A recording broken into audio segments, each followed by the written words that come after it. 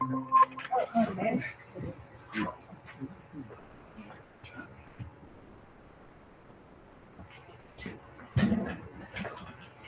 Hi, Chef.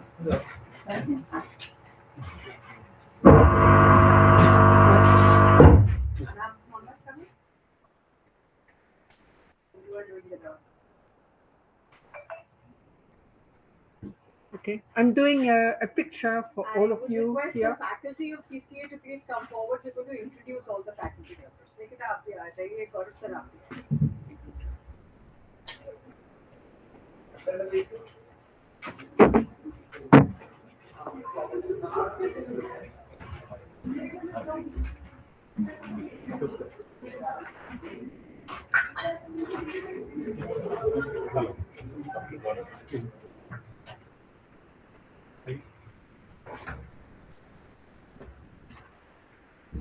So, hello I will everybody. just take one Oh, yeah. minute. Okay, This is perfect. our faculty, and Perfect. then one of our students would like to introduce you to Perfect. the students. If Great. you allow that. Right? So I think we are already YouTube live at the moment. But just to bring you to the fore, I have some of my faculty members here. So Nikita Kinger, to begin with, she's teaching history of architecture, and she's also working with us on the High Court on some of the works with us. Dr. Gaurav Gangwar, he's a specialist in sustainability, and he's teaching with us for the last almost 2 decades now. Yeah. Uh, for the students, Professor Tim Benton will be talking on the Eileen Bray House on 027. Sir is, of course, delighted to always have you here. One of our earliest residents of the city, and practicing well, distinguished lawyer from the bar of the Chandigarh Punjab and Haryana High Court. He has a very long list of achievements, but for us, he is a custodian of the heritage of Chandigarh, Mr. Manmohan Singh. Thank you, sir, for joining us. Mr. Sujay Sen Gupta, he's our Dean of Academics, and many roles he plays as a Dean of Student Welfare, Academics, hostels in charge, and he's the go-to person in our college. My Dean Research, Soumya Sharma, you have just met her, and anybody else who I may have. Chitra, your introduction. She looks after the extension lectures, and Professor Caroline is with us, Professor Emeritus. I'm very grateful that you and Professor Tim Benton spared time. And I'm very, very glad that Benedict Gandini introduced us to you and connected the dots for us. And thank you very much for coming to Chandigarh College of Architecture and being with us today for these two very special lectures. I'm so grateful. With that, she would like to introduce you.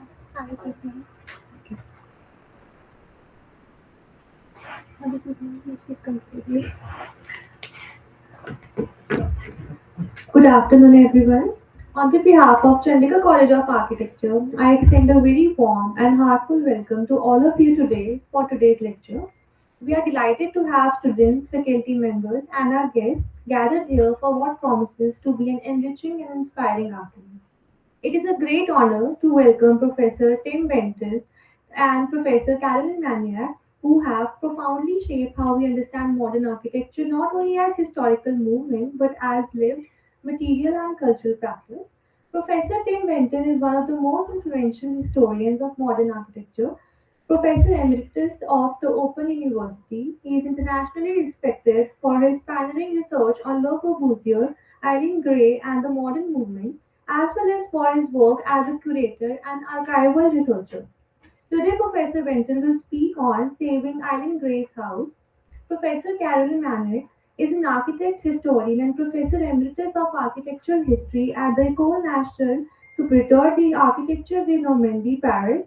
She is internationally known for her rigorous research on Le Corbusier and the Maisons Jaoul, and for her work on the material culture, architectural making, and post-war experimentation. Her scholarship shows us how architecture is shaped not by ideas and forms but by materials, labor, craft, and construction process. We are certain that today's lecture will contribute meaningfully to our understanding of architecture history and practice. I now invite Professor Caroline Manuel to take forward this today's lecture. Please come on the stage.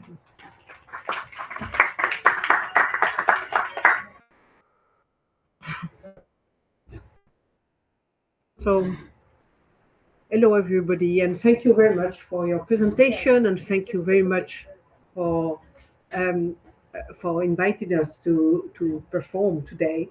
I am glad to be here in Chandigarh and to be able to talk about the Maisons Jaoul that Le Corbusier designed in his return from Chandigarh in 1941. I think his experience of India was crucial for the choice that he made for the materiality on these two houses built on the same plot at Neuilly, not far from Place de l'Étoile, so it's really close to Paris. I need a little bit of...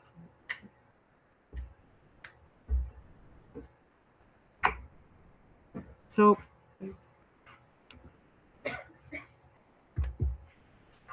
yes. You can have in mind as well the Sarabhai house in Ahmedabad, even if at the Villa Sarabhai, it's not exactly a Catalan vault that Le Corbusier is using, but much more a vault in concrete with ceramic on the top.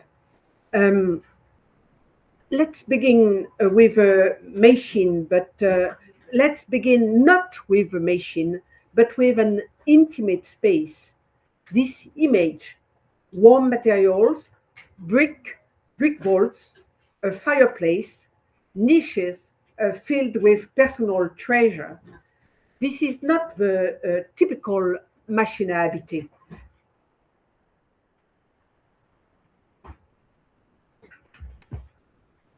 This image, and you know that it's the cabanon that Le Corbusier was using during his summer vacation at Cap Martin, reminds us that for Le Corbusier, the house was also la coquille de l'escargot, the snail shell. To understand this, we must look at the private man.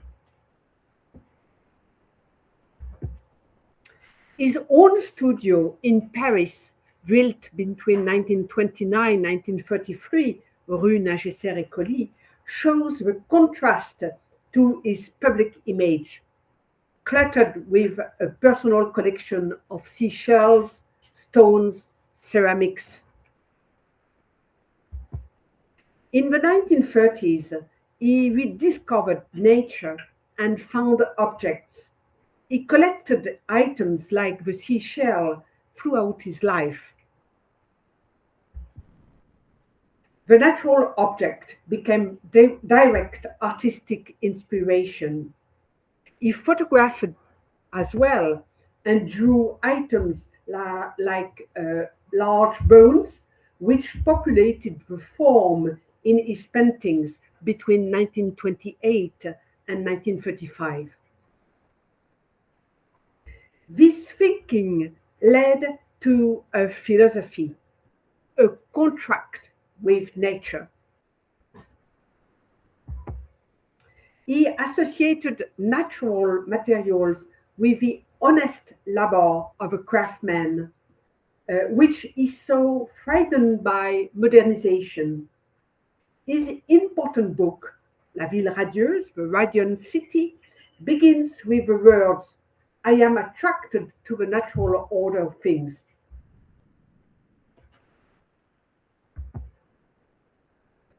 He articulated this in the poem de l'angle droit, the poem of a right angle. The artist must first absorb cosmic forces before establishing a human order. And this is a double page of the poem de l'angle droit. So, how did this philosophy translate into architecture. We will use the Maisons Jaoul 1951-1955 as our case study. The architect devoted 4 years of intensive work on this project in friendly collaboration with the Jaoul family. At the same time, he began to travel a lot in Chandigarh and Ahmedabad. Let's start with some information about the Jaoul family.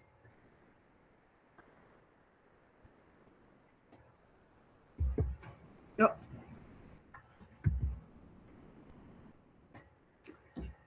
So this is a project for 2 branches of the family Jaoul.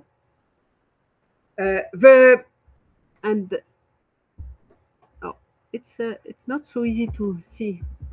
And you can see here this family, the older couple, the younger couple, and the younger couple had 3 children.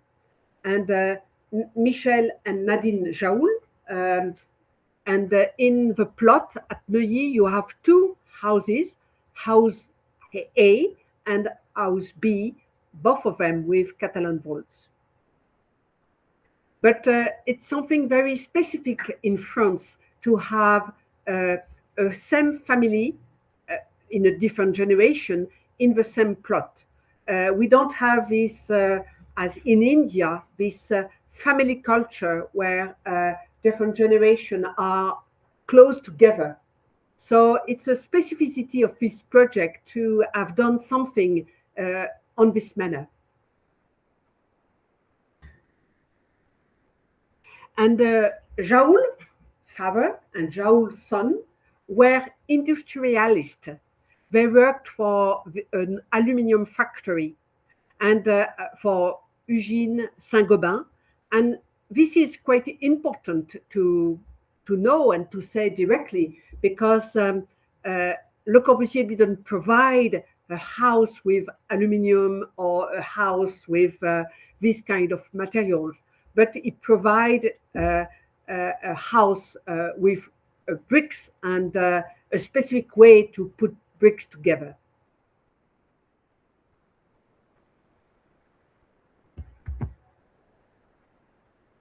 So the relationship between the Jaoul family and Le Corbusier began earlier with this unbuilt weekend villa from 1937. And you can see it, and it's a page of L'œuvre complète. And you can see a kind of Villa Savoie, but in wood. So it's quite interesting to look at this on these terms. In 1951, the key moment came when Le Corbusier persuaded the clients that for the same price, he could have 2 houses, saying, I quote, "You can have vaults." And this is important because at the beginning, Le Corbusier was not selected by the clients as architect. The clients considered Le Corbusier too busy, and they asked to another English architect to do the job. But they show the project that this English architect did, and Le Corbusier said, "Oh, no, no, no. For this similar price, I could do both houses and not only one with several floors." And you can see here the plot at Neuilly, drawings of these 2 houses on a perpendicular angle, and the plot is 21 meters long and only 8 meters large. And you see here the living room of what we call the House A, the house for the older generation.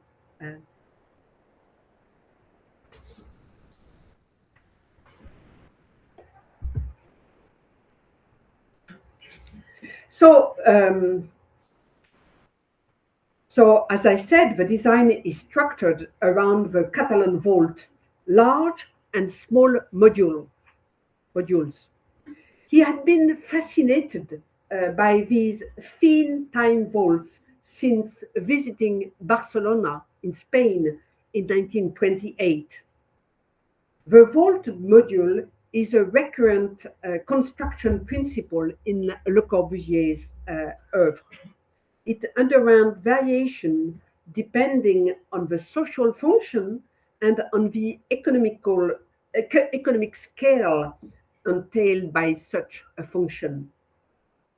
But its overall aim was to set the dimension of a dwelling's functions according to a norm arrived at through a unique system of measurement and proportioning the modular.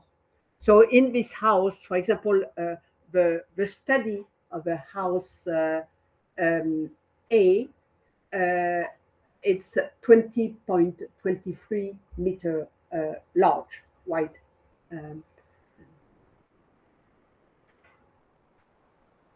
So this interest in vaults appeared earlier, and you know probably this, in the Maison de Weekend. So you have here the Catalan vaults in construction. So you see that a Catalan vault is already a structure. It's not a concrete structure where you put tiles on it. The Catalan vault is done by 3 layers of bricks, and it is a structure. So interest to Catalan vaults or vaults by Le Corbusier for many, many years. And you can see here a drawing of what he called ma maison, my house. If I would like to become a landowner, a propriétaire, in 29. And you have here a very well-known house from 1935, the little Weekend house at La Selle Saint-Cloud. It's about 15 kilometers from Paris, 1935, built. And you have also a project for the Périssac farm in Algeria. It's a project 1937, again with vaults, a succession of vaults like this to create this kind of design.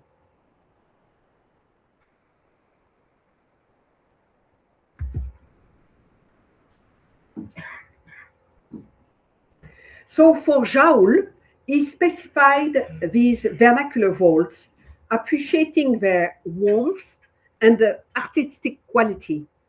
And actually, when you visit here at Chandigarh, the Le Corbusier Center for Architecture, the former place where Le Corbusier, Pierre Jeanneret, and the Indian architects designed and produced the plan for Chandigarh, you can see a kind of Catalan vault in the garden. And I put it here.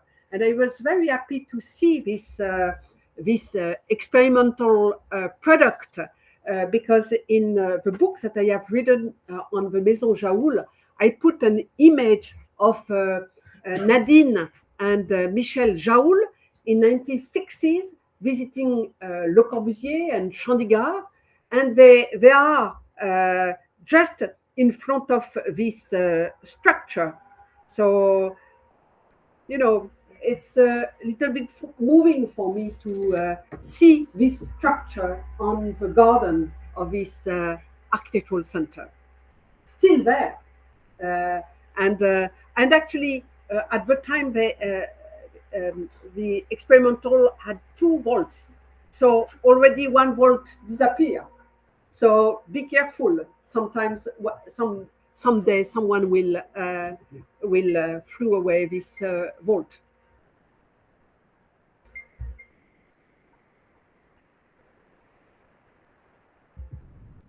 So,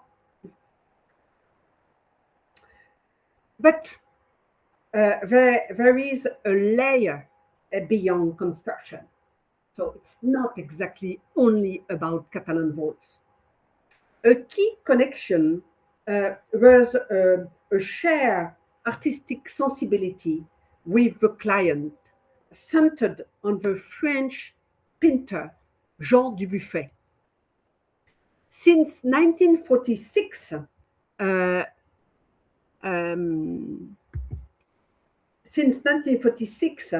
the Jaoul visited Dubuffet's studio and collected works from Dubuffet and Dubuffet circles, bonding over authentic material texture.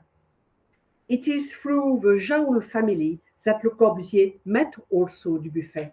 And actually, Le Corbusier and Jean Paulin, a poet and writer, did a trip all together with Dubuffet in Switzerland to see various hospitals where people who were not going so well did drawings and so on. And this was very important for three of them to realize that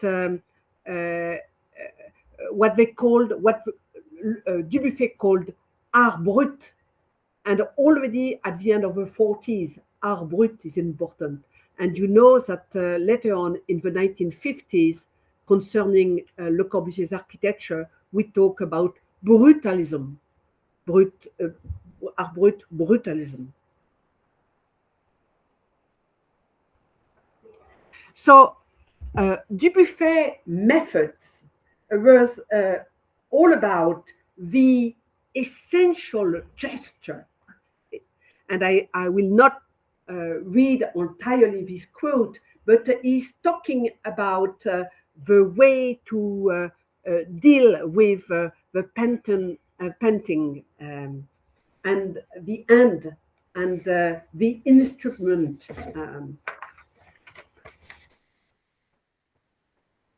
He wrote of using fingers, spoons, of kneading pen bodily into the canvas. And actually, we found a perfect parallel in architecture. And before meeting the Jaoul family, I didn't know this connection between Dubuffet and Le Corbusier. And it's very interesting to read the text written by Dubuffet in the 1946, 48, 49, when he was showing his paintings in various galleries. And it's interesting to compare with the way of writing of Le Corbusier in the 1950s. And suddenly you can see similarity concerning the way of dealing with materiality. And I like this image of Dubuffet because this is an image from 1945, but it's interesting that the corpse is here. And they did not know each other at the time, or just they knew.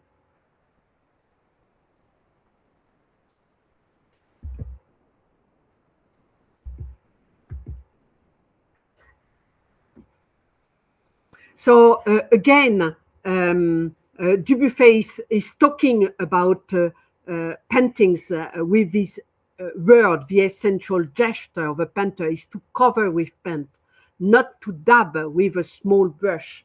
So again, a kind of, I would say, forth expression of a body with the painting. But Le Corbusier, at the time, at the end of the 1940s, he was also in contact with Costantino Nivola.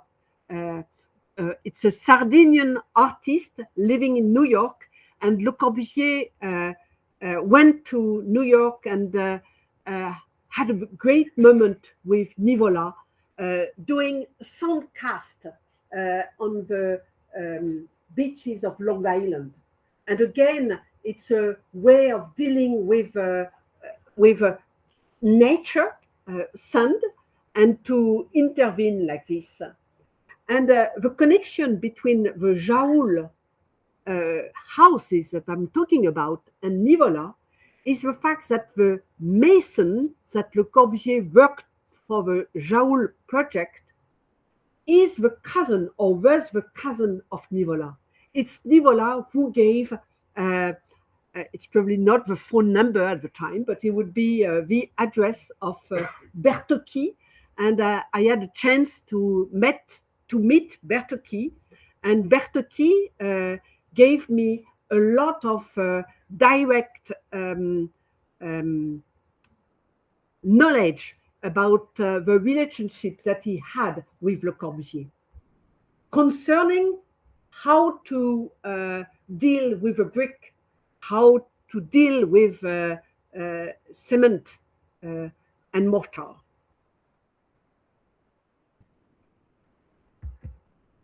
And Bertocchi was not the only artisan that Le Corbusier, I will say, loved. He really was really amazed also by the carpenter Barberis, and he worked for many projects at l'unité d'habitation à Marseille and some other projects with Barberis. And he is there, Le Corbusier is there with the different artisans in the factories that Barberis had in Corsica. And all the panels that you can see in the Maisons Jaoul, but as well as at Marseille, are from the Barberis carpentry enterprise. For example, the wooden panels that you can see in the Maisons Jaoul, wooden panels which could be also shelves and integrated shelves and so on. But also all the detailing of furniture that you have in the kitchen, cabinets and so on. So Barberis was also important, and the dialogue was going quite well between Le Corbusier and Barberis, as well as with Le Corbusier and Bertocchi.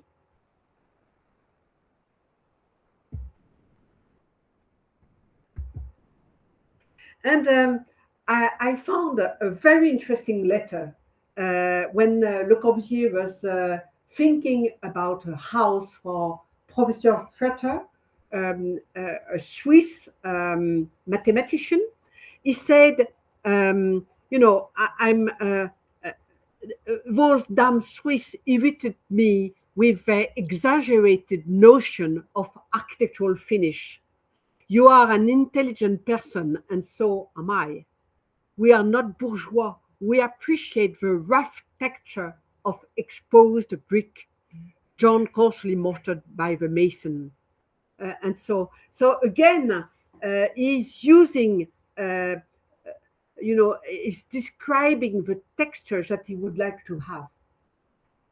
And he was trying to convince the clients that it was much better to have this kind of roughness in his architecture. Here is Bertocchi in 1951 with his son. Here is Le Corbusier in the roof at l'unité d'habitation at Marseille, talking with the artisans. And you have here some images of the chantier, the workplace in the Jaoul site, and you can see the work of a brick. You can see very easily the Catalan vault, one big vault, 3.66 meter wide, and 2.23 for the smaller vaults. And these images, photographs, were done by Lucien Hervé, who was able to do this report on photography during the construction process.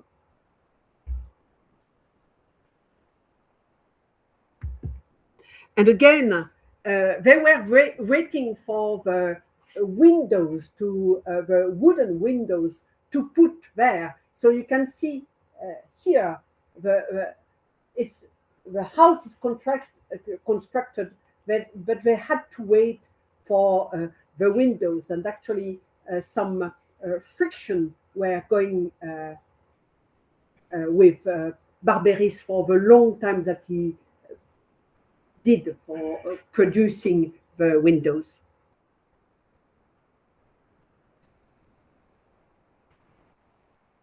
So I will say that for Maisons Jaoul, Bertocchi recalled working intuitively with Le Corbusier, not hiding, but highlighting imperfections.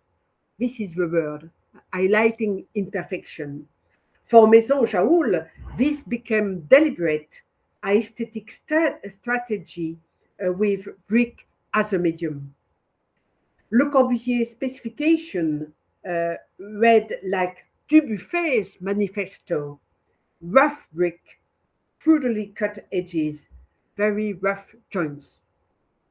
He even sent Bertocchi a photo like this one, and a postcard from a house in Brittany, a vernacular house in Brittany. And he said, I wanted this texture. I wanted to have this kind of feeling, to make a similar brick wall with joint more or less the same as shown in the photo, respecting all the proportion. The most sensible idea would be to try to reproduce a few small wall sections on site, oriented in exactly the same way as Jaoul's, with different types of bricks that the general contractor will supply. So suddenly you see a Le Corbusier very attentive to details and construction process. And you have to think that he was always at this time going back and forth to India. But he had, and something that I have to say, that he didn't have any commission at all at the time concerning private houses. So Maisons Jaoul is the only project that he had to do at this time in France. He had to do the big Unité d'habitation à Marseille, and Ronchamp, and La Tourette. But for a private residence, he didn't have to do it. He didn't have any. And in the same spirit, the architect had described the party wall of his atelier on the Rue Nagesser-Écoli. You see now the atelier as it is now, so without nothing, but you can see clearly the walls that Le Corbusier admire. And again, you can see the wall at the Maisons Jaoul.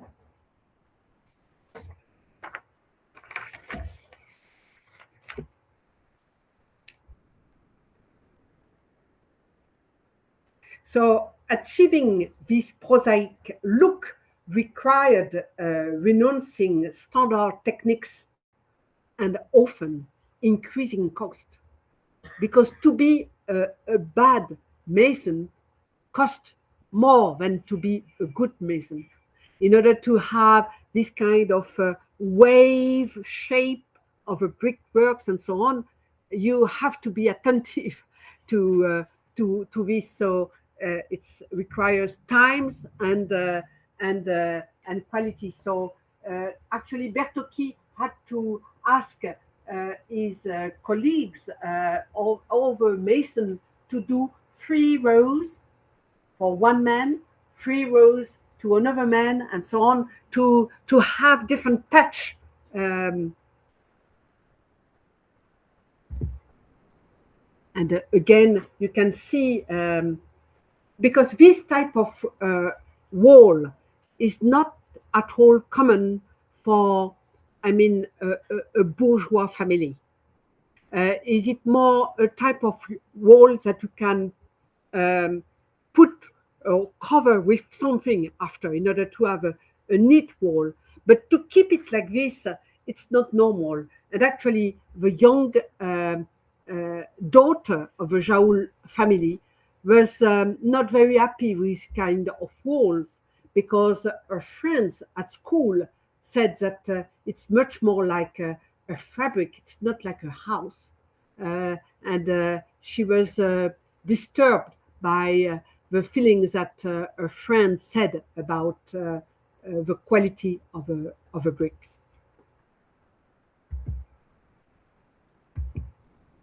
And actually, you know, the architect, James Sterling, had visited the house in 1955, and he wrote a large article entitled From Garches to Jaoul in Architectural Review.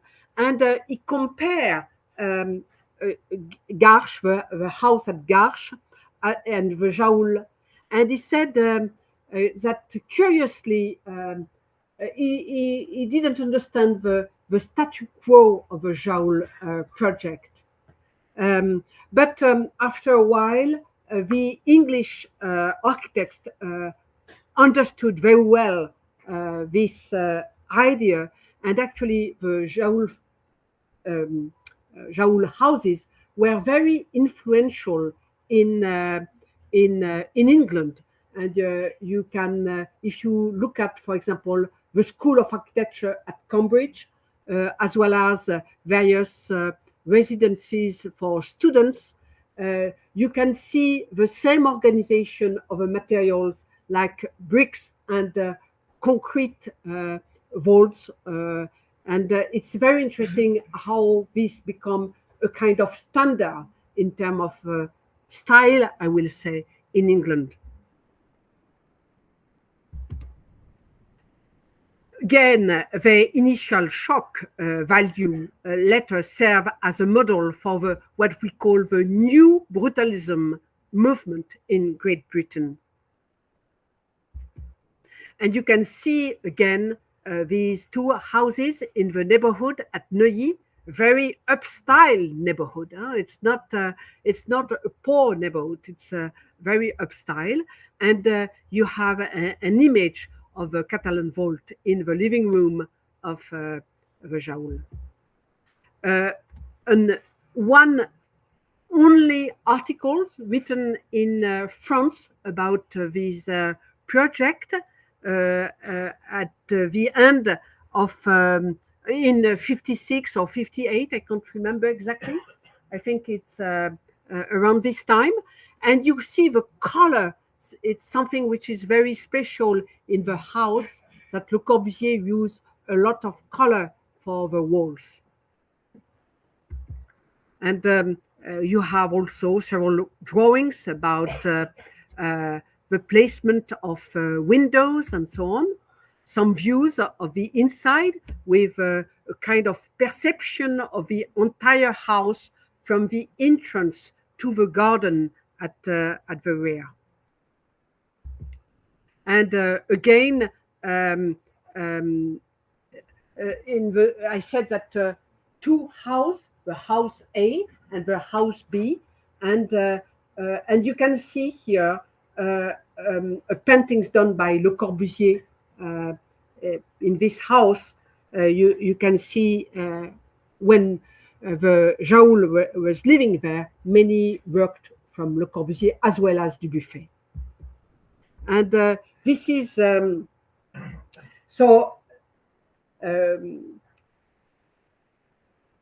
contrast between rough brick, massive arches, and slick wood created visual power. Inside, the shift from intimate vaulted spaces to double-8 volume is in a way dramatic. And the Maisons Jaoul stand as a testament to Le Corbusier's later philosophy, a contract with nature, a celebration of the artisan's hand, and a deliberate embrace of raw materials. Moving far beyond the machine, he created not just a shell, but a warm, textured, and profoundly human home. And actually, the Jaoul family stayed there for more than 35 years. So again, when a family could stay for 35 years, it's because they like the place. So thank you very much. Do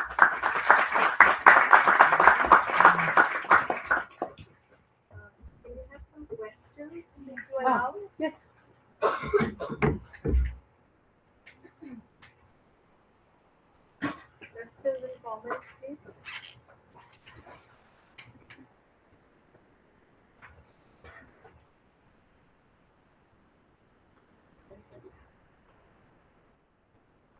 Yes. The exposed brickwork, I believe in France we have a lot of rain. So how do you make it waterproof? Actually, inside you have a double layers of brick. It's not only one; it's a double layer with a space in between. So I think this was enough. But for a few months, Jaoul's father died in 1954, and the house was not completed. And the house A suffered a little bit the fact that the roof was not there for because they had some question of heritage and so on. Bon. So the house did suffer a little bit with the water at the time. But I think it's the double layers of brick which contribute for the good insulation. I had a doubt about the sections of the Catalan walls. Firstly, structurally, were the Catalan walls taking the load in, or was there in the sections a spread of concrete above, which was helping structurally? And second, about the little cutaway at the junction where the Catalan walls would meet the walls, one would notice the conduits would run parallel to the wall. So, did you observe those instances in the materiality as well? Actually, I don't know if I can go further. Yeah, in this drawing, yes, in this one, it's a drawing that Le Corbusier drew talking with Joseph Louis Sert, and you can see that you have a wooden form here, and the first row of brick was put on this wooden form, and you have and it's plate, comme on dit, brick plate, comme on dit, brick plate, flat brick. It's flat brick. It's a specific bed. exactly, huh? And you have and here and after you have these concrete beams which support the traction of a vault. I can't say more about it. I'm sure you are much more expert than I concerning the Catalan vault. Did you have a chance to do one of it? No. Structurally, here in India, I think Catalan walls, especially in this zone, the seismic zone is quite strong. So, just free vaulting is not really. Perhaps that's also why in Ahmedabad we would not. Yes, but at the top of these 3 layers of brick, you have over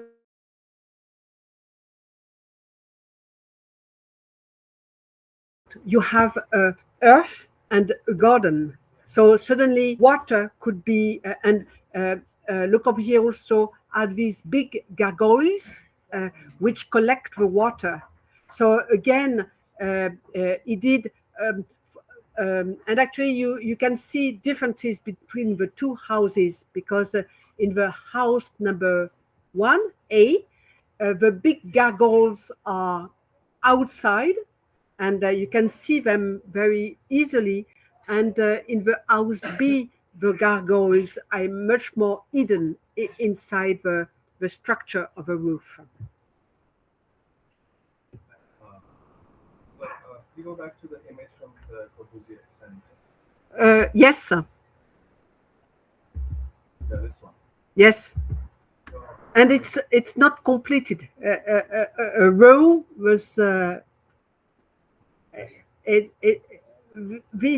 somebody did something on this, because I have an image which is a little different. Okay. Yeah, I was always intrigued by the structure. It feels like there's no program to it. It's clearly an experiment, but I was curious if you think this was directly related to the Maisons Jaoul, because it's around the same time, and you don't see any other brick walls around Chandigarh, except for the same building. There's the canteen at the back and the entrance portico in concrete, and of course the high court.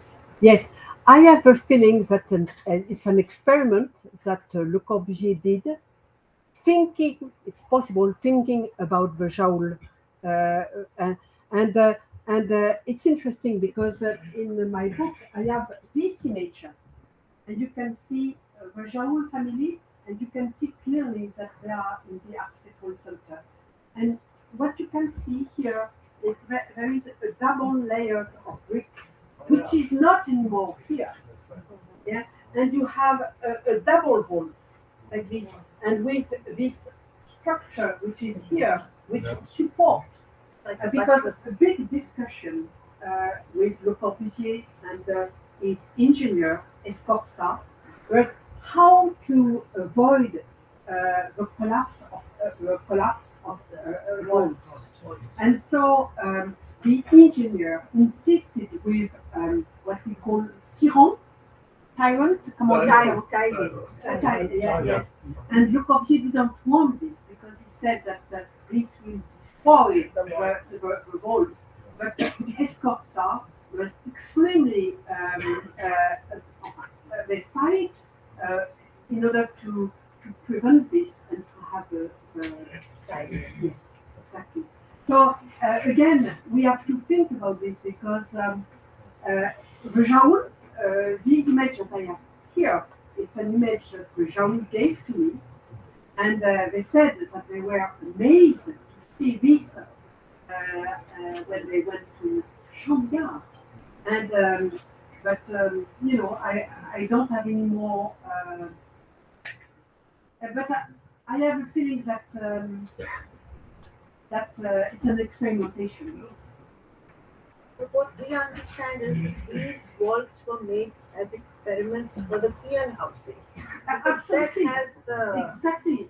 It's absolutely because. and that is by Gendry, and it's not Corbusier. So my question is, how was he treating brick when he was a man of exposed No, so it's true. It's good that you said this, and we wanted to go to the peon houses because they are very important for me, actually. The whole discussion is also with the Sarabhai family, and the Sarabhai family at Ahmedabad didn't want a vault structure, because socially a vaulted structure is not very upstyle or here in India. The Sarabhai family said that a vaulted structure is more for workers from the railway organization. And so at the Sarabhai you have a beam which cover the vault form because of this, because of social status with the Catalan vault. And if this is not for Jaoul, it could be also an experimentation for Ahmedabad. But Sarabhai, it's a concrete vault with attached tapestry.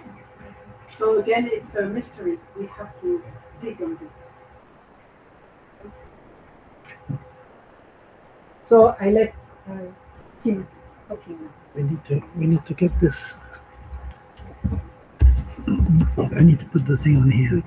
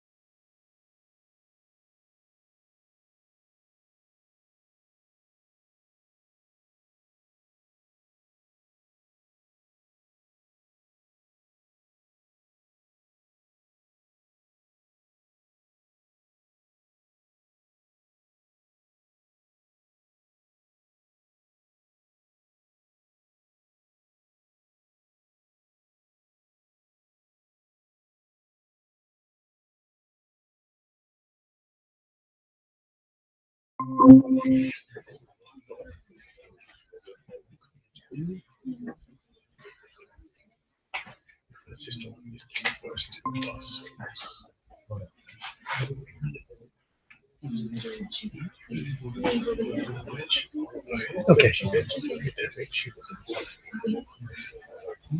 Okay. Thank you. So, thank you for inviting us here once again. It's a pleasure. to be here. We've had a wonderful time in Chandigarh with the help of Sarah. We saw the High Court. We've seen a lot of Corbusier, Jeanneret, and Indian architecture in Chandigarh, and it's been fantastic. I decided not to talk to you about Le Corbusier, although I have written a lot about Le Corbusier, because as Dr. Bhagat explained, you have a lot of restoration work here, and you've worked with the Getty project, and we also worked with the Getty on the restoration of this house. So this is the house, E-1027. It's the villa by the sea, designed by Eileen Gray. Now, how do we do the switches? This one. In Roquebrune, Cap Martin, in the south of France. Okay.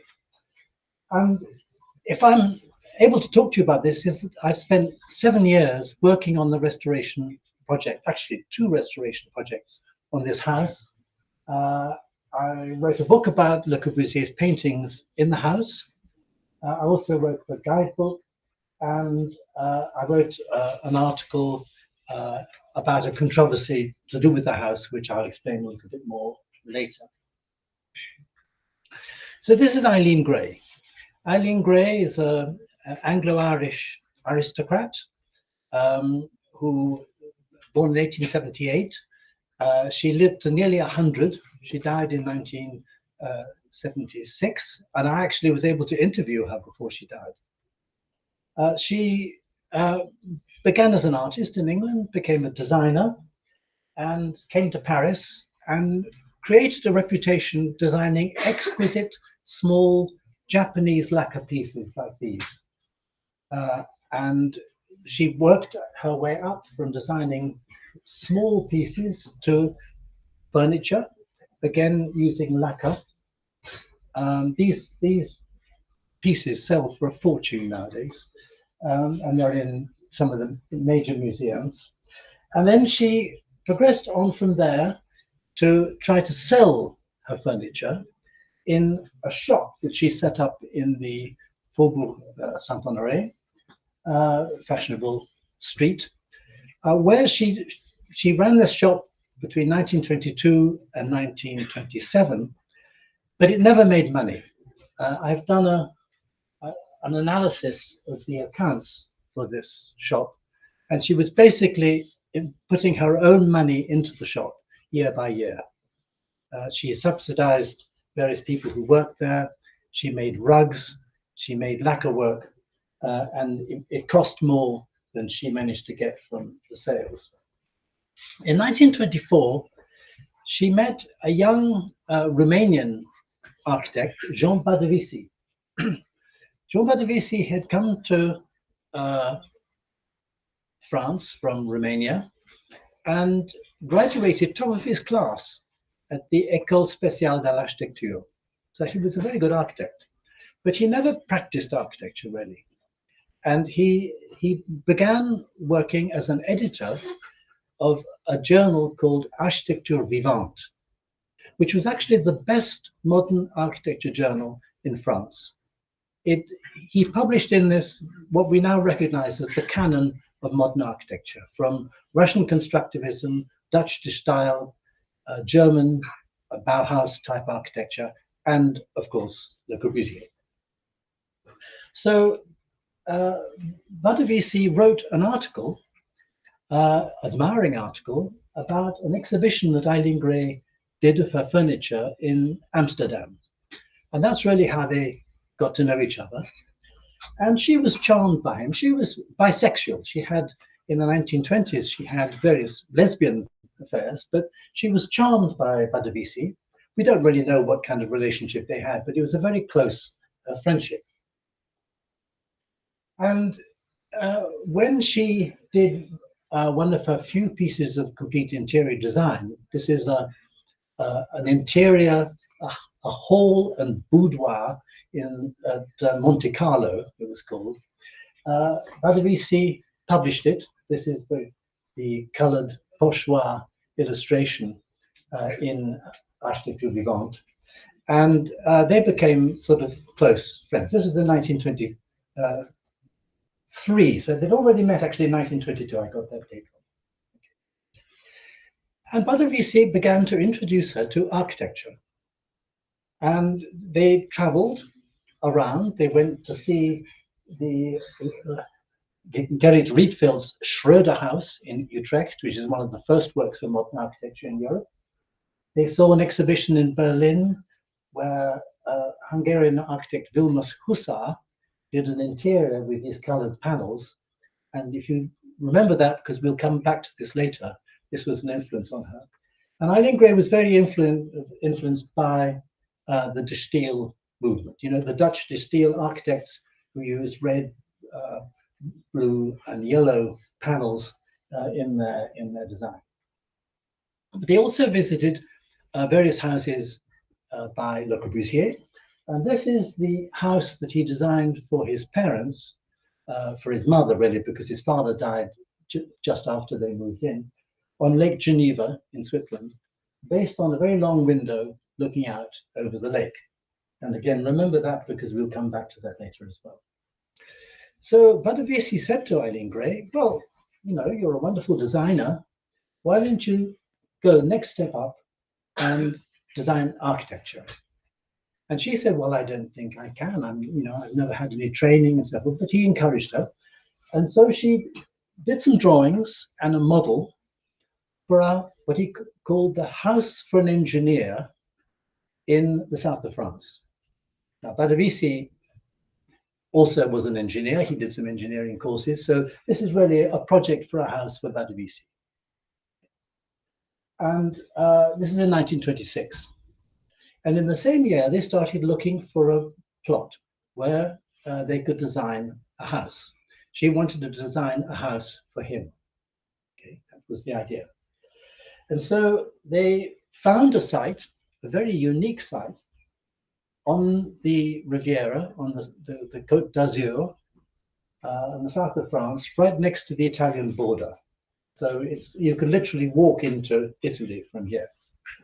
And you can see this, the site is there's a sea, there's rocks, and there's a railway line. And that meant that the site was completely protected. So she was very, very keen to find a site that was not going to be overlooked by other houses or have the view blocked or anything like that. And the only way to get to it is by a path, which is the Coast Guard's path. So even today, you can't go there by car. It created problems in building the house because everything had to be brought by mule or by hand, by wheelbarrow. Very inconvenient. So it was Badavissi who bought the plot. The earlier reviewers and biographers of Eileen Gray said, oh, it's Eileen Gray bought the site, it was her house. No, the house was bought by Badavissi with his money. She probably subsidized the construction of the house, but it was his house from the beginning. And he bought it for 33,000 francs, which wasn't actually very much at that time. And in the summer of 1926. And in the same moment, Eileen Gray bought another site not far away to design a house for herself. So the original idea was that this was going to be his house and she was going to design a house for herself. But what they discovered very quickly was that you can't really build two houses at once. So they built this one first, and she lived in it probably in the summer for 2 or 3 years until her house was ready and she could move into that. So this is the house that she designed for herself, which she called Tempe a Palla. With time and straw, the grapes will ripen. It's the Tempe a Palla. And this actually is an absolutely fascinating house, which I worked on a bit, but I'm not going to show you because you can't get inside it at the moment. So this is the site of E-1027. E-1027, there are two sources for this name. One is that the boats in the Mediterranean and Roquebrune Cap Martin all have names beginning with E. So it's E15, 260 or whatever. So this is has a kind of naval, nautical thing to it. But also E-1027 are the initials of Eileen, E. 7 is G for grey, you count the letters. 10 is Jean, Jean, and 2 is B for Badavisi. So it's their initials combined together. It's a kind of code. So the house is canted round off a series of terraces, but in the south of France they call them restanques. So these terraces had lemon trees on them, and they follow the coast, but the house is canted round slightly towards the sun. And you enter it from the north, and you can see the terrace here, and the house is projected over the next terrace. So you go in at the upper level, and there's another floor below. And most everybody agrees that a source for the plan of this house was Le Corbusier's house for his mother that I showed you earlier.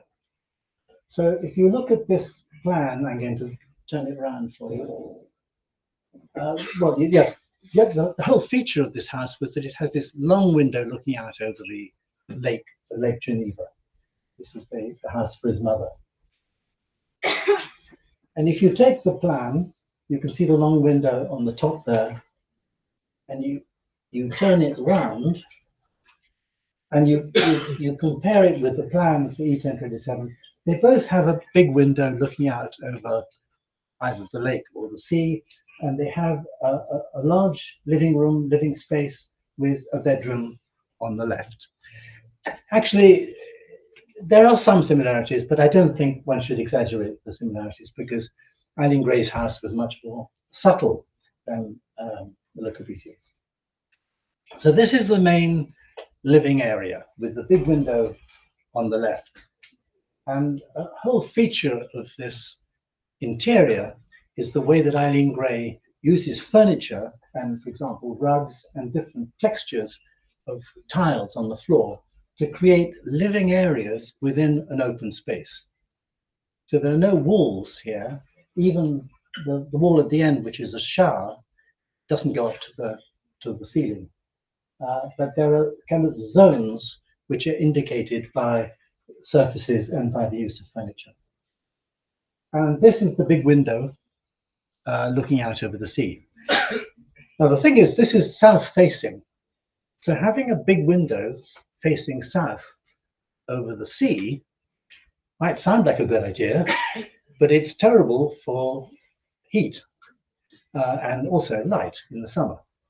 So she created effectively a virtual long window, like a Corbusier fenêtre en longueur, out of canvas, which protects the big window while allowing it to completely open out, and also frames the view to the sea. So it's a very clever mix of the advantages of what Le Corbusier called the pont de verre, the wall of glass, and the fenêtre en longueur, which he always said is good for framing the view.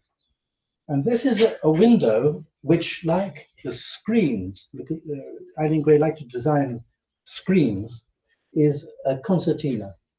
So it opens completely. You can pull the window all the way back and open the space right out, and have this advantage of complete openness, but also protection from the sun. So I'm going to come back to this. Oh yes, that's right. Sorry, I lost the track. So what we said was that the house was designed for him. It was going to be a house for Jean Badavisi. But when you look at the bedroom, it doesn't look like a man's bedroom.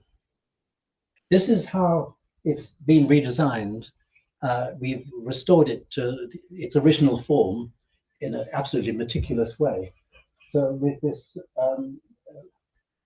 rug here on the bed, you see lots of little bits of furniture for keeping women's clothes and everything. And then in the description that Badavisi wrote of the house, he calls this room Chambre E.G., Eileen Gray's bedroom. So what I think happened was that it was designed originally as a house for Jean Badavisi, but when Eileen Gray realized that she was going to be living in it as well, it was adapted, and this became her bedroom, and Badavisi occupied the guest bedroom, which is on the floor below. And you can see this from, this is the wash area in the bedroom, which has a piece of wonderful, exquisite piece of furniture, which is now in the Pompidou Museum in Paris, which has lots of little drawers and things for women's cosmetics and so forth. Then, so the house was completed in 1929, was published in Architecture Vivante. Badavisi dedicated a whole number of the journal Architecture Vivante, his journal, to this house. It's the only building that he dedicated completely to one, only building that he dedicated a whole issue to. And as I say, they lived in it together for a brief period, and then Eileen Gray moved into. But in 1936, something else happened, and this is where Le Corbusier comes into the story, because Badavisi had another house in Vézelay, in Burgundy, and he invited Le Corbusier there, and Le Corbusier persuaded him to let him paint a mural in his house, in Badavisi's house. And actually, you can see Le Corbusier at work rather precariously over a double height area doing this painting. And this is a time when Le Corbusier was trying to establish himself as a painter. In January 1938, he had a big exhibition in Zurich. And this was a big moment for him. He was going to be discovered as a painter and so forth. But it didn't go well. The critics pretty much ignored it. And even his mother told him he was on the wrong path. So this was a big disappointment for him. But in 1938, and this is the book I wrote about this, about Le Corbusier's painting. In 1938, just back from a trip to Algiers, he spent 3 days in the house. And at Badavisi's in E-1027, and at Badavisi's invitation, he made 2 paintings. This is one which is just a black and white painting underneath the house, and there's another one in the living room which I'll show you in a minute. And these paintings have become very controversial, which is why I wrote the book and so forth. And I'm not going to go into all this in great detail now. If you want to find out more, read my book. But basically, my position on this is that you can't really exempt Le Corbusier from blame for this. He and Badavisi did something, got excited, and did these paintings which don't really go with the house. I think that some of the paintings are rather good. I think this is rather good in itself, but it doesn't fit with the house. And this is especially true of this, which is the other painting he did in 1938, which is the reproduction of a canvas that he painted in January 1938, and which occupies a very sensitive place in the living room and completely destroys the subtle aesthetics of the living room, which is why we have covered it over. So these paintings are listed. You can't destroy them. You can't remove them because they're painted on cement. You can remove paintings that have been painted on plaster, but you can't remove paintings very easily if they are on cement. And so we've constructed this panel, and so now when you look at the interior, there's a white wall. The painting is there behind this panel. Okay.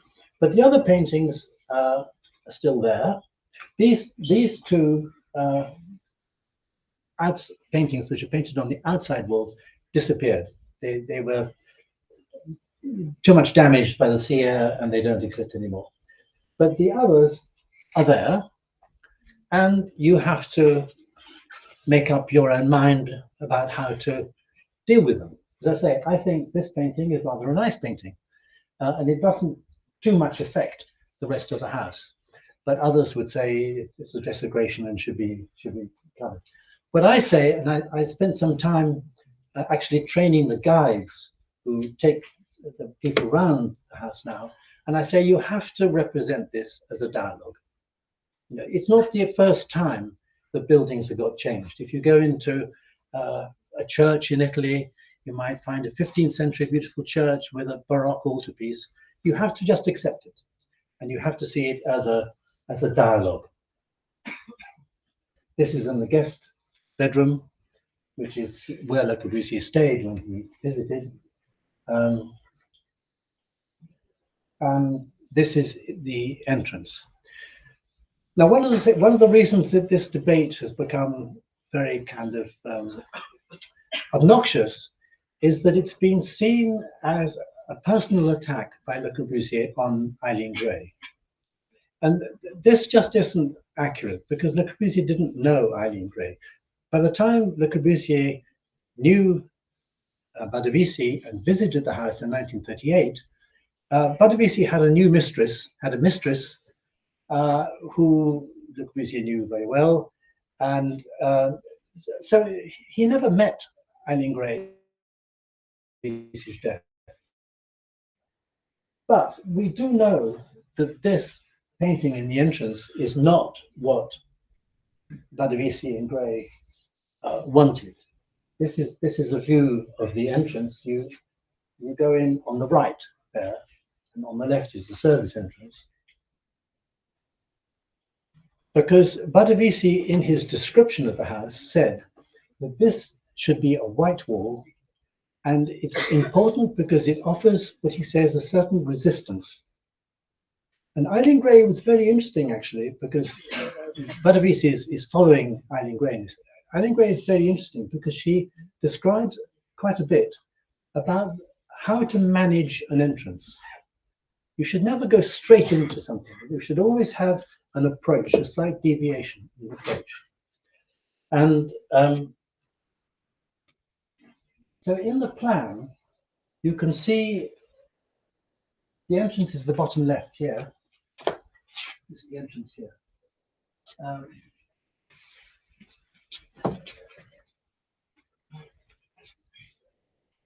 Here. So, sorry, the entrance is here. So you go through this sinuous path, and this structure here is a plywood screen that Eileen Gray designed, which you can see here, which means that when you come in, you're drawn right round to the point which is the best view of the interior. So it's a very carefully stage-managed approach to this interior. And I'm going to, if this is going to work, I'll see if it works. Can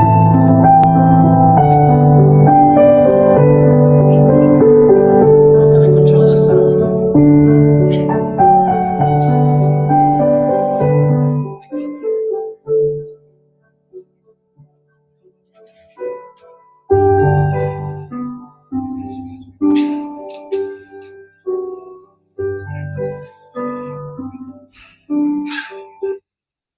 So this is the procession, the Promenade Architecturale, which she designed. And it's very interesting because after the war, Le Corbusier and Badovisi had an argument. It's a very bad-tempered argument. And Le Corbusier said, oh, that screen, you know, of the entrance, you should unscrew it and get rid of it. It'd be much better without the screen. He was wrong. Corbusier was a very great architect, and he had many very good qualities, but he was never as sensitive about interiors as Eileen Gray was.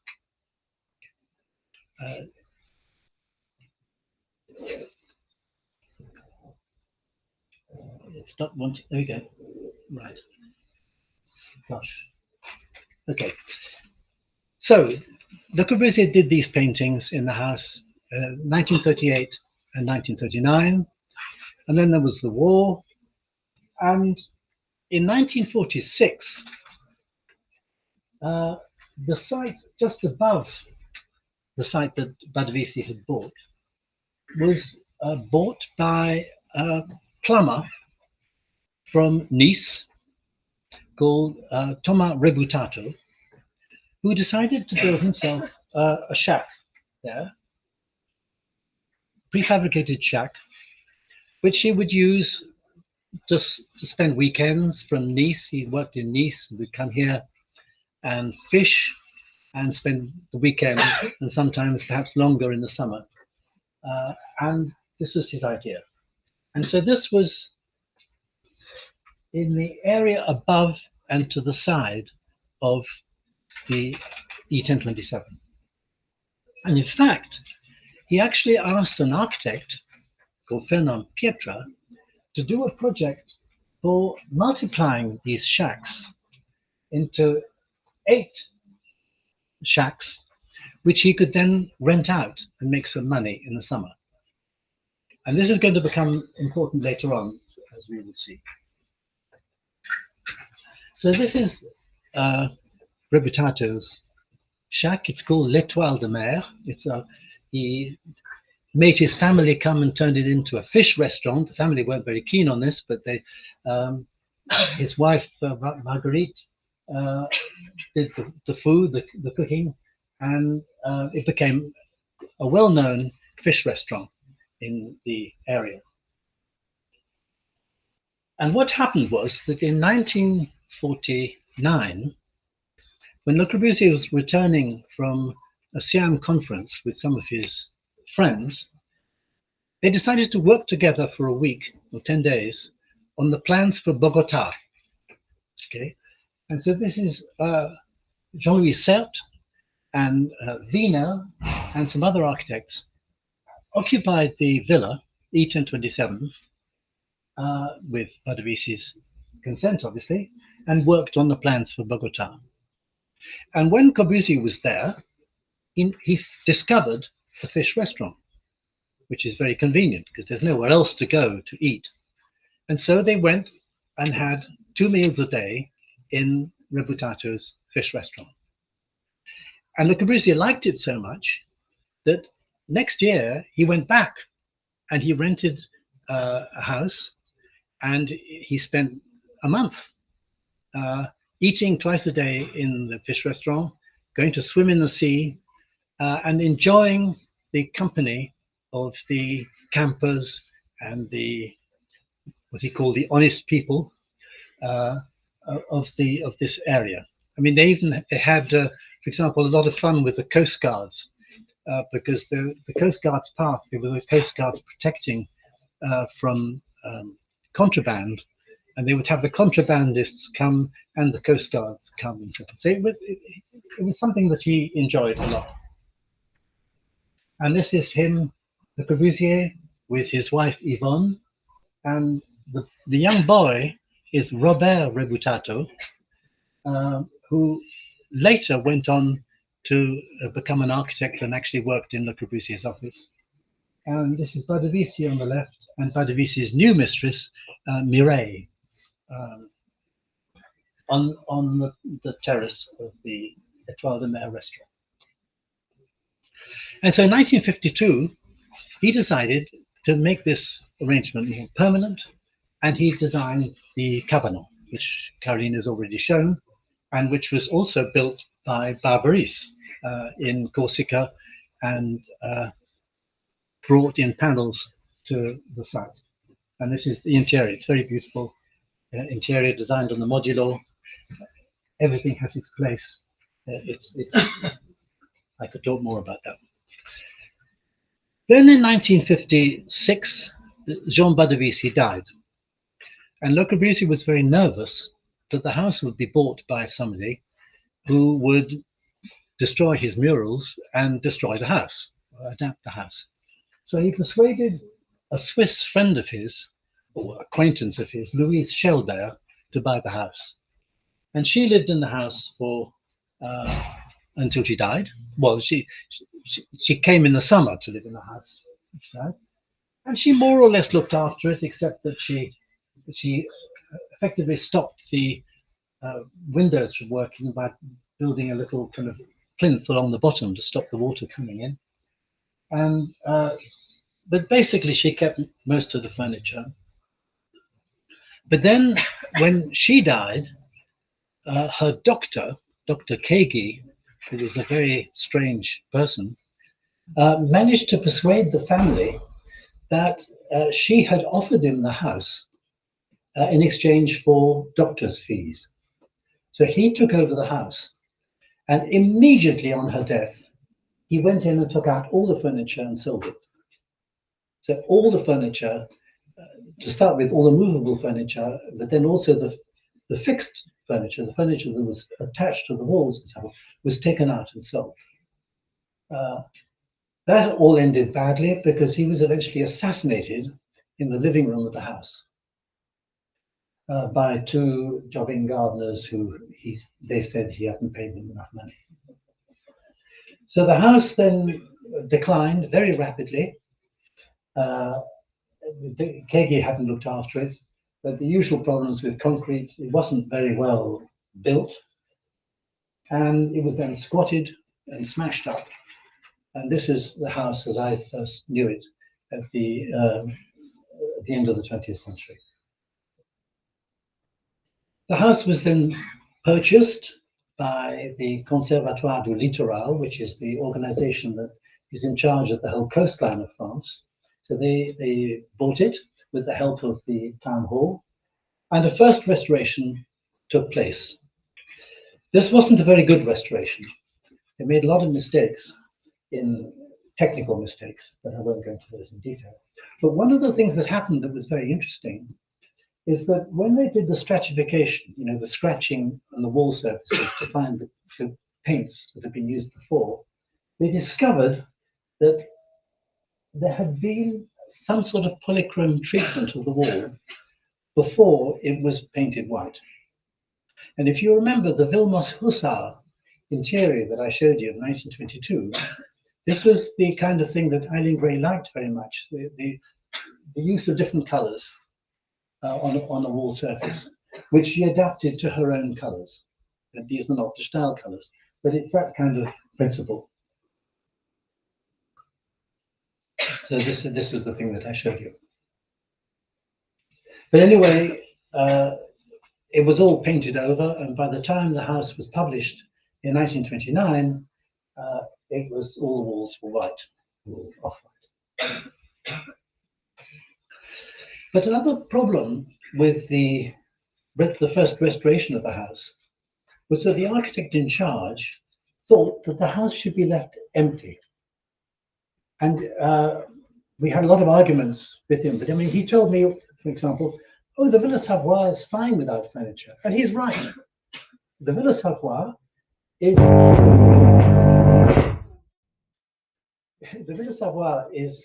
such a strong piece of architecture in itself, just as a series of planes and surfaces and light and everything, that it doesn't need furniture in it. But this is not the case with this house. And if you see what it looks like without any furniture in it, it's a pity.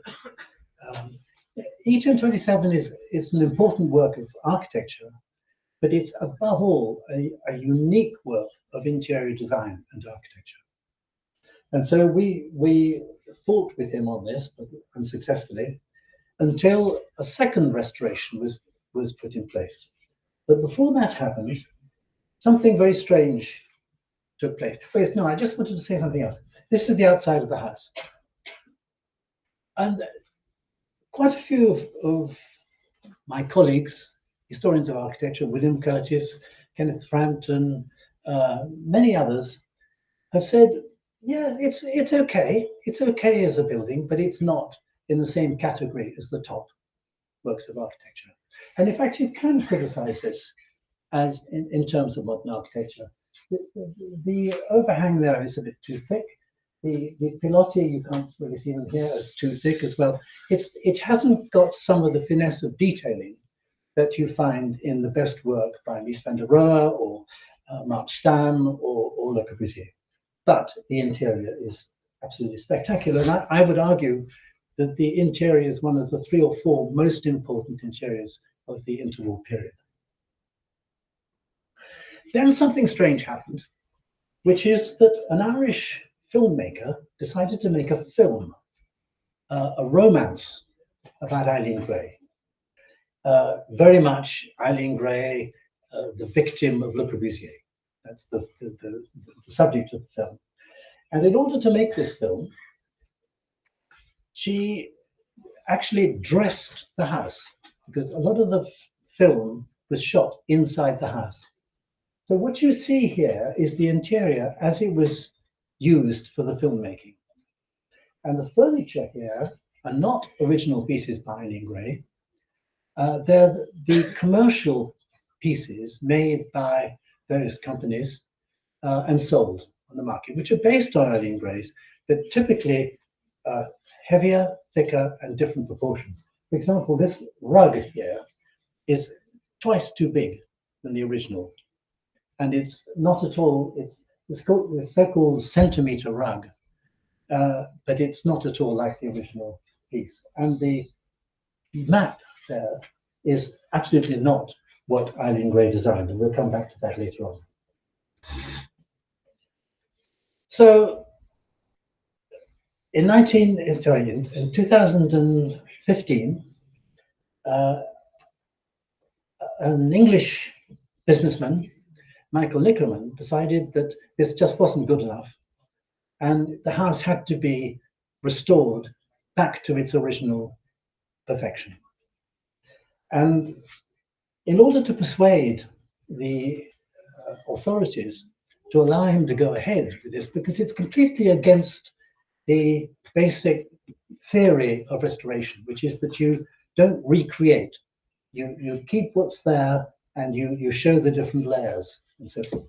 But this was a complete recreation of the original. But he said, give us a chance to show what we can do with the bathroom. And if you accept that, then we'll do the rest. So this is the bathroom without anything. And this is the bathroom after Professor Arthur Rueg from Zurich had put back in the furniture that Eileen Gray had designed, with the bidet, the polished aluminium facing on the bath, and the lamp, and the original colors. So this is what then happened. The house has been recreated with textiles that were done specially by a professor in Vienna, who has her own loom. She actually made these curtains, for example, and some of the rugs based on the photographs to imitate exactly what was there before. This stool here, for example, which is actually a typical piece of Eileen Gray design. It's a dentist's stool which tilts, made by an English company that she then added the top to, and so forth. Everything very, very beautifully restored. Incredible pieces of furniture like this folding table, very, very delicate, that swings round so that you can have breakfast in bed. This is the easel that Eileen Gray designed herself. And this is the guest bedroom, which, as you remember, Jean Badevisi occupied to begin with a shading mirror and a light and so forth. And this is how it's presented. You can see this is the recreation of the centimeter rug, which is, it doesn't have the centimeters clearly indicated at all. It's just a sort of symbolically, and it's three-dimensional. It has tufted wool.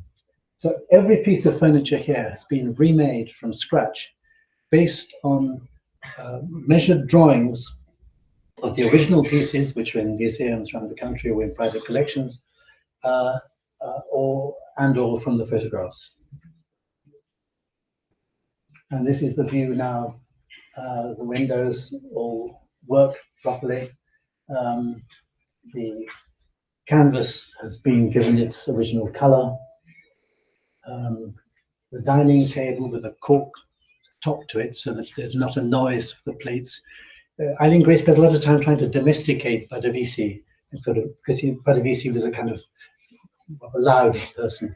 And so she made a dining table where the plates wouldn't make a noise, with a lamp over the top. And this is just an example of Eileen Gray's approach to design. This, the map on the wall, is not actually a nautical map at all. It consists of two index plans, which are only this size, kind of collaged together, which she then reproduced by hand, which is why there's a big empty bit at the top, by hand in pencil.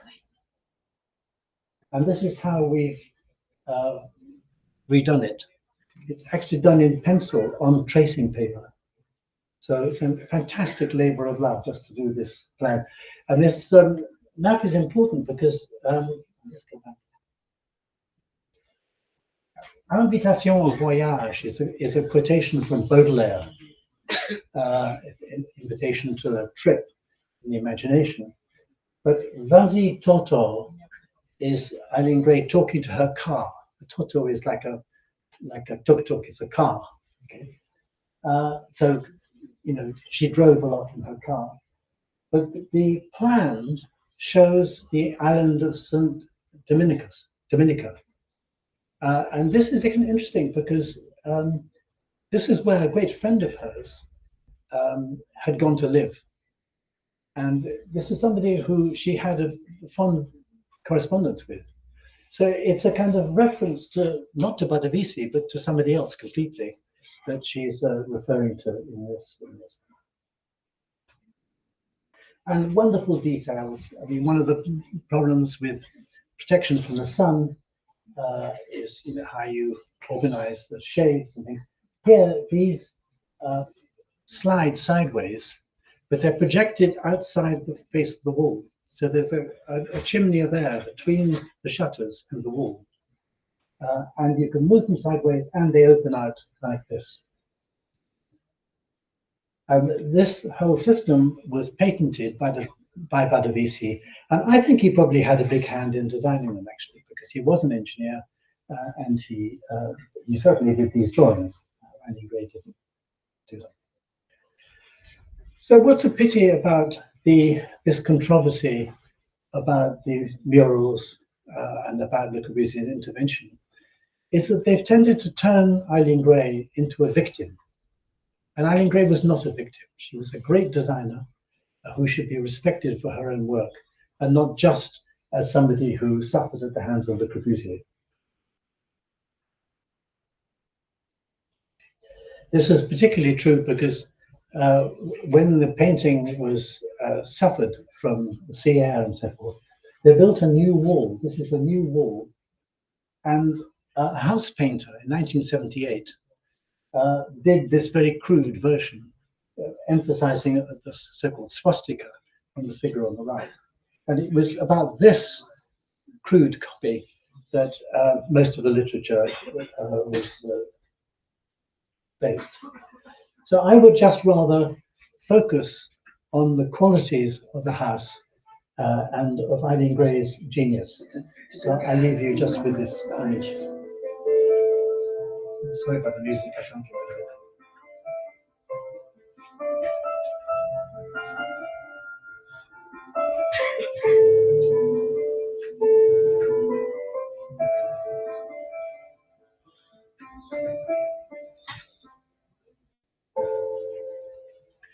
Thank you. She threw her inventive genius into creating furniture that was flexible and efforts to be enjoyed.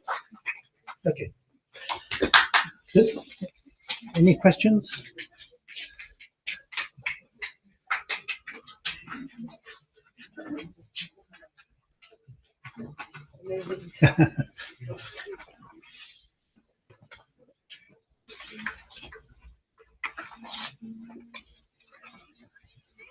Any questions, anyone? Ta-da. It's difficult doing two lectures. They are just shy to ask. It's a big. It's actually difficult to process all this. Yes. Because Corbusier making his murals is one part of it, but actually going into another designer's house and creating their rampant uh, creations of this kind is another side of him. So he's known for being the egoist that he is. And you can't excuse him. No, that's it. In terms of taste, you can't excuse him. But it's nothing to do with Eileen Gray. It was Badavici's house. He invited him to do it. And Badavisi has as much blame as Badavisi. Eileen Gray only found out about the murals after the war. She was extremely upset. Yes, I mean, we don't really know because she didn't say anything about it. There was an interview, but she says she's very mild. She says the Corbusier didn't like walls. I rather liked walls. I mean, you know, she admired the Corbusier, you know, even afterwards. But this has all been built up. The biographer, Peter Adam, was the first person to call it red. Eileen Gray never said that. Eileen Gray never talked about violence. You know, she was a mild person. I'm sure she didn't like it. But this kind of heightened language of aggression and violence, you know, there are people who say that the Corbusier urinated on the walls like a dog. You know. There's something behind that. You know? I mean, it's not that. But you're right that in terms of the judgment of taste, the Corbusier should never have done it.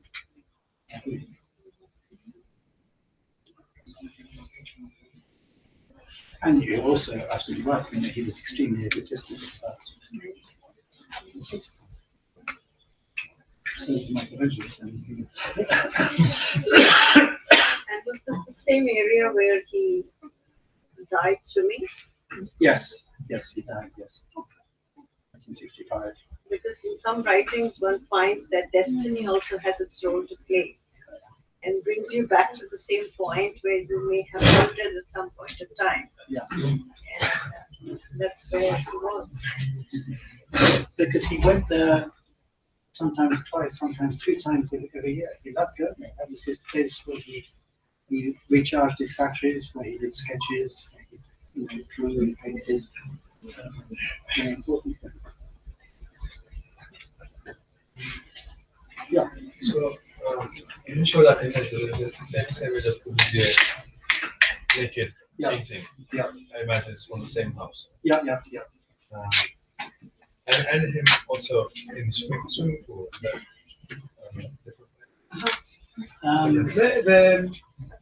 Solar The newspaper.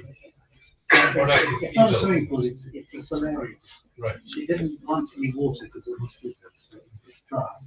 It's actually a place with a sort of bench all round and a table in the middle to keep the cocktails.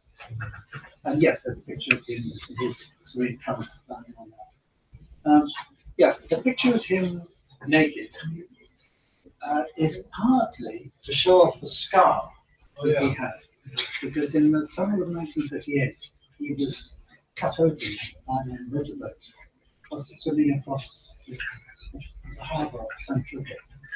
And he had a huge gash, 18 inches long. He said, it's as long as the Villevardiers. And that scar is quite fresh, and he's quite in that place. I think that's one of the things. But he also said, it's very hot summer. Yeah. And nudism was a big thing in the 30s. I mean, Badavisi was known for going about naked. In his house in Basilea, a lot of the Parisians would strip off in the summer. This was part of the kind of leftist kind of culture at the time. But yeah, I mean, but the problem is that when you read somebody who says he stripped off and painted these violent erotic paintings, joining up dots that don't really exist. I was just wondering, I guess my question was who we know who the photographer was, and second, if that's like kind of, like you said, to show off the scar, so it's not, it's sort of choreographed. Yes, yes, it's certainly choreographed because it's a very good quality photograph. Most of the other photographs that were taken by Adebisi's mistress in 1959, and they're not very good. They're little tiny pictures. This one, I don't know who took the picture, but it's not. It's a unique negative so it's not. I don't know who took it, but it's staged. A question with respect to the house. When Eileen Gray designed the house, there was a particular size of the plot that they used. They must have used 20%, 25%, or whatever the size was. Over the years, whoever the occupants were, did they never feel the need to expand beyond that particular footprint? Also, because of the areas that you were showing the living room, basically the guest bedroom and the master bedroom, or the main bedroom. Beyond that, does that have other areas as well? I mean, with respect to requirements? No, I mean there's the bedroom, there's the guest bedroom underneath the house. There was never a family who lived in the house, so there wasn't any pressure of space, basically. Madame Shelbert came on her own in the summer. Keiki was a bachelor. So there wasn't any pressure really to expand.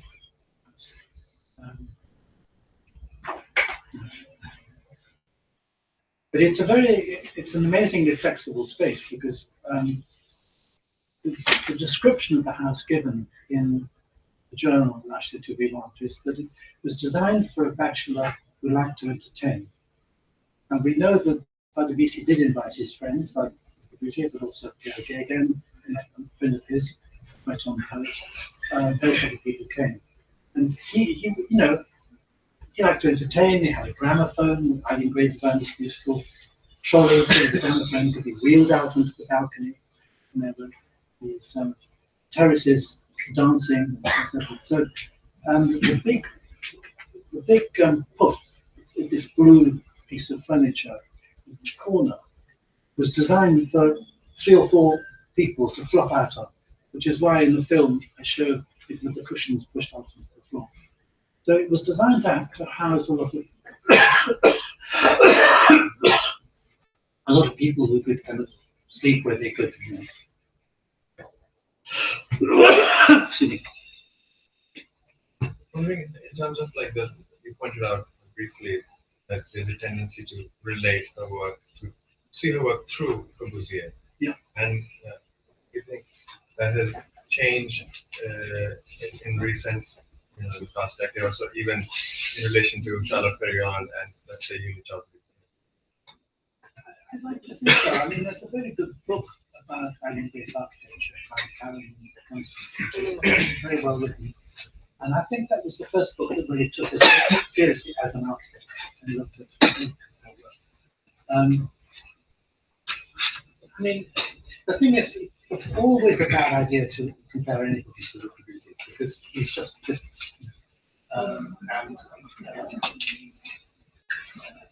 One of the troubles we all have is being sufficiently critical of Le Corbusier. I've tried to be critical of Le Corbusier as well as positive. But I just don't think that you can. It's not helpful to compare E-1027 with the Villa. It just doesn't get us anywhere. They're completely different things.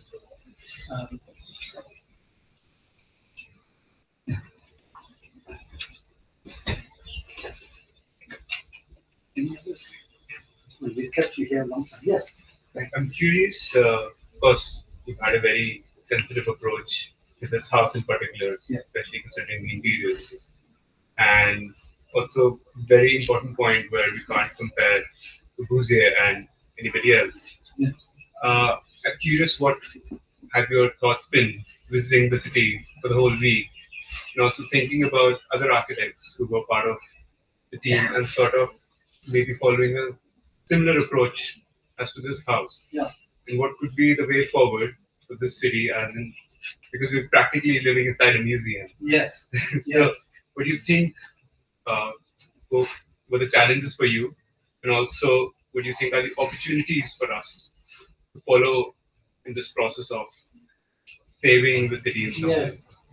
I think I'm a great believer in trying to equalize the hierarchy between design and architecture. I think there's a prejudice to think, painting, architecture, music are higher than design. And Eileen Gray's example where this is just not true. Pierre January is another. I think it's very nice to be visited house. I would love to see that house actually represented as it was, completely, as Pierre January did. And perhaps some other houses, it would be very interesting to have what the French call Maisons Jaoul, witness houses, from some of the types dotted around. We were fortunate to get inside one house. I think it was a Eileen Gray, Jane Drew house. Very simple house. We got inside, we were back inside. I think it'd be very, very interesting to have a slightly museum-eyes a little bit more some of these types before they all get changed completely. Unfortunately, it's mostly the middle class houses that have got changed most, and a lot of the working class type houses are relatively well.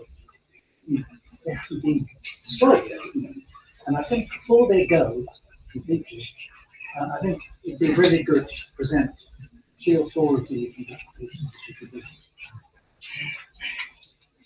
For example, I thought a lot about the Siedlung, the movement of Siedlung in Germany. And for example, you have a huge houses in kind of housing system like this. Housing estates, yeah. Stuttgart or even Berlin and so on. And Frankfurt. And for example, at Frankfurt, in one of the Siedlungen, you have one apartment is an apartment from Bruno Taut with the furniture. Not Bruno Taut, Ernst May. Ernst May. And it's fantastic because suddenly you realize, the smallness things like the kitchen or even the garden is restored as a vegetable garden as it was in the 1930s. So it's very interesting that also these gardens were not gardens for agreement of pleasure, but gardens to produce food. Yeah. And in Germany they did this, and I think it's a good move to do this. And in Holland as well. In Holland. Yeah. Rotterdam is a whole house estate. This house you can do. And this is even more going to be true with some of the university buildings, the hospitals. Because we visited the boys' hospital in Punjab. The standards there are not going to last forever. Because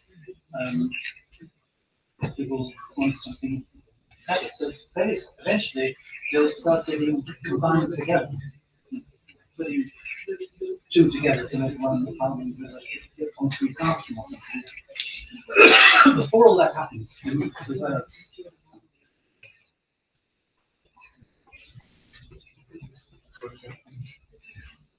I mean, we can see this in Ahmedabad, in the Institute of Management in Ahmedabad, where the student accommodation is now empty and will be destroyed. And it's partly because no one dares to touch the current architecture. But these standards of living are just not what very expensive students of management will accept anymore. Oh, okay, sorry. You can hear me cough the time. Sorry. I think we finished. Have we finished the questions?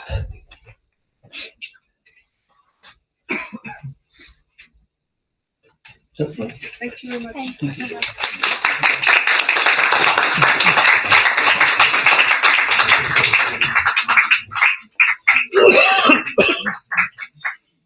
Thank you so much, sir and ma'am, for sharing your knowledge with us and enriching this thought-provoking lecture.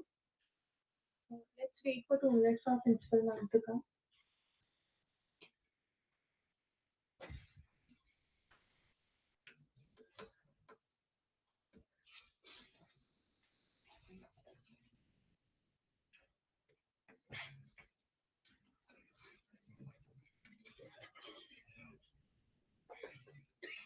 Ma'am,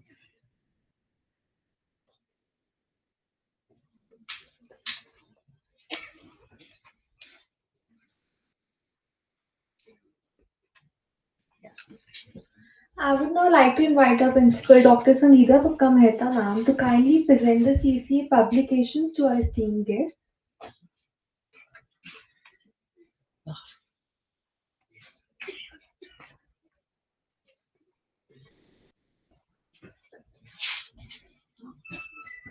Oh, very nice. Thank you very much.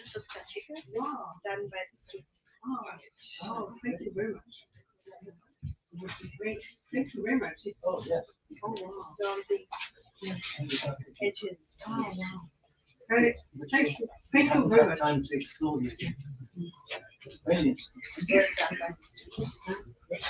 Doing it out for publication each year. So, This will be presented. Thank you very much. Thank you very much. Thank you very much. Thank you very much. Thank you all. Thank you. May I now invite the CASA Vice President Aryan to deliver the vote of thanks.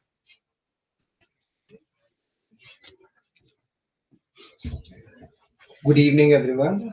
On behalf of the entire CASA body, I would like to extend my sincere gratitude who contributed to the success of today's event. We are especially thankful to our esteemed speakers for sparing their valuable time and for sharing their knowledge and insights with us. Thank you all for your presence and support. Now I invite everyone to join us for refreshments in the foyer. Thank you.